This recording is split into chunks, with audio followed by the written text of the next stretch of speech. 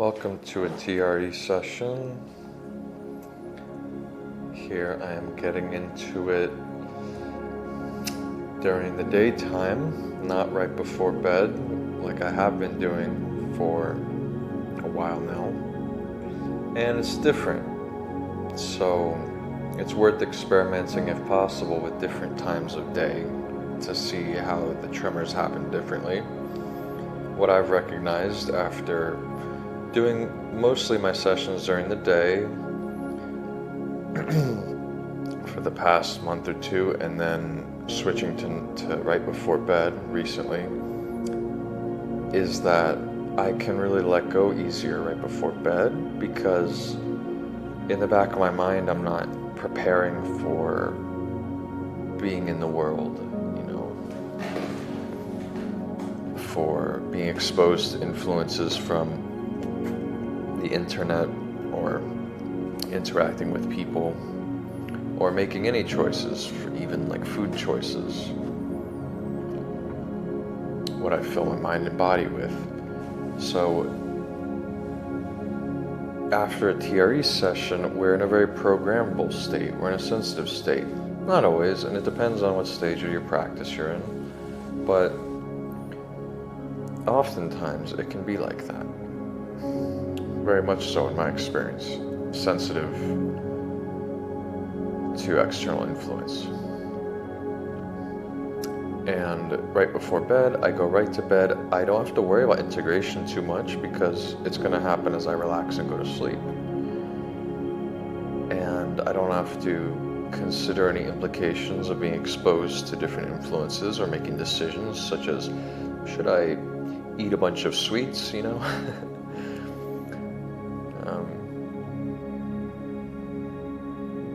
or anything like that. Should I watch a video? Because most content has some level of social toxicity in it, in my opinion, some psychological unhealth. That's most entertainment. And also, it's just filling up with other people's realities, even if it's something informative. It's like, it's not our life. We're not using those precious integration times to process our own life, our own psychic contents, which is extremely valuable, and it's a free gift from TRE in that after period. Sometimes when you have those sessions that are that you can feel sensitive from, and people vary in their experience of this. So I'm not saying this is applicable to everyone, but it might be for you. So just some leg tremors happening here. And yeah, I noticed that I was holding on more than I have been recently, because I was going to eat dinner after this. I was going to probably go on my computer, maybe interact with some people, and hear the diaphragms coming up. The mouth wants to open, tongue sticking out. Probably some vocalizing here. If you don't ever vocalize, I would suggest that it's possible that there's some level of containment or suppression or restraint happening on your system, on certain tension areas.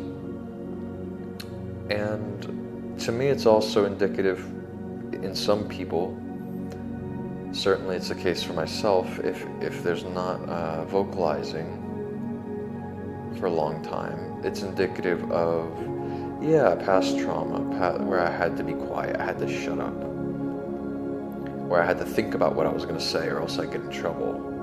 There was a lack of spontaneity, and that was certainly punished into me as a kid. My spontaneity vocally was punished over and over and over, getting in trouble for what I would say, or the inappropriate times I would say it, which,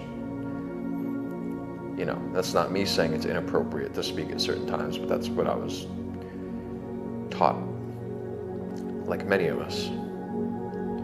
Here, the tongue's coming out again.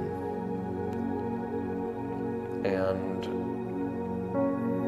yeah, so, and there are people online on forums who I've seen express that vocalizing was the key to opening up a new breakthrough or a new phase, or opening up some tension elsewhere in their body, increasing the quality of their tremoring sessions.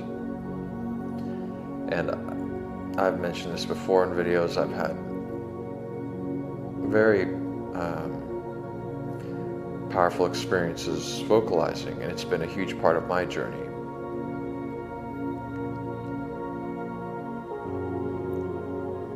And earlier in my videos, I was doing a lot more of it, but I passed through a lot of that. It was a wave, and I imagine there'll be another vocal wave coming up, but lately it hasn't been super alive for me, which is beautiful. Like, it's genuinely not coming up for me very much, and so that shows me I successfully processed that wave. And thank God, because it's a real edge for me. So it's nice not to have to do that in a way. But it's important. Like, we have to show up for these edges when they arise, because they're beautiful opportunities if we're resourced to do so. It's everything's up to you in choosing which edges you want to do and when. But it is a beautiful opportunity. It's what this practice is about. TRE is not something that just happens to us and it fixes us. Not at all. And a lot of people make the mistake of thinking it doesn't work for them because they're treating it like a tool. And a lot of people experience this with different modalities too. And the TRE is introducing us to the tremoring mechanism of our own body, and we have the opportunity to attune to that. And what that does is that it continually opens up doorways for us, and it's up to us to walk through those doorways when they come with courage, like the vocalizing for me. It's up to us to show up in life. It's like psychedelics. Psychedelics don't fix you. I mean, they have some impact like that, but the huge benefit of psychedelics is that they open up doorways for us to radically change our life, and open up doorways for us in the session to step through and deeply let go of something, or deeply step up into some power.